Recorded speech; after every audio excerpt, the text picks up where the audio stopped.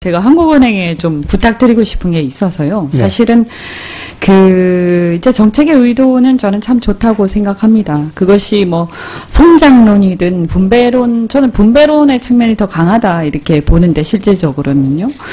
그런데 이제 문제는 이 정책이 실제로 그 의도한 효과가 나올 것인지를 우리가 잘 볼 때는 이것이 어떻게 펼쳐질 것인지, 그리고 그 수혜자라던가 또 어떤 계층에 이런 것들이 집중돼 있는지, 또 그것을 경제적 부담을 지게 되는 계층들은 또 어디에 집중되어 있는지, 그래서 이것이 실제로 의도하는 효과가 나타날 것인지, 이것을 면밀히 살펴봐야 된다고 생각을 하는데요.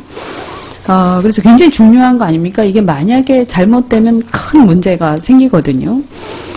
그래서 이제 한국은행에서, 예를 들어서 이제 제가 파악하기로는, 이 최저임금의 이제 수혜층이, 가구로 보자면 상위 3분위 가구에 75% 정도가 집중되어 있는 것으로 파악을 하고 있습니다. 그래서 이런 부분들에 대한 어느 계층에 이것이 집중이 되는가, 이 수혜층이 그런 부분들하고, 그 다음에 이것을 경제적 부담을 지게 되는 층은 또 어디에 주로 집중되어 있고, 저는 이제 이 자영업이라든가 한 개의 그 기업에 많이 집중되어 있는 이 구조가 우리나라의 어떤 경제, 이 산업 구조가 굉장히 큰 문제고, 이것이 그 의도한 효과가 오히려 반대의 역작용으로 나타날 수 있는 그런 가능성이 굉장히 많이 잠재되어 있다라고, 우리의 구조가 그렇다는 것이죠. 그래서 이런 부분들에 대해서 그럼 어디에 그 경제적 부담을 지는 층이 집중되어 있는가, 또 그것이 한계 기업이나 어떤 자영업층들하고의 어떤 비중은 어떻게 되는가, 이런 거를 사실은 한국은행에서 좀 잘 분석할 필요가 있다고 봅니다.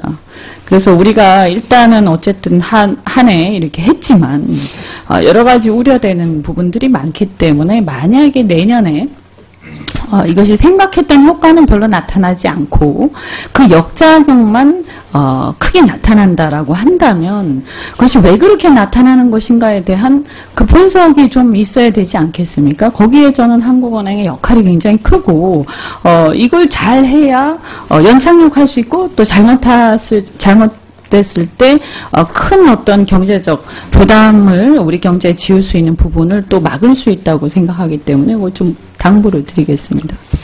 네, 경제 정책에 대한 평가는 아마 사후적으로 측정 가능한 시점이 되면은 평가 이루어지지 않을까 이렇게 생각하고, 한국은행도 관심 있게 보도록 하겠습니다. 예, 좀 이렇게 너무 늦지 않게 면밀히 이렇게 자료를 잘 수집을 해주시면 좋겠습니다.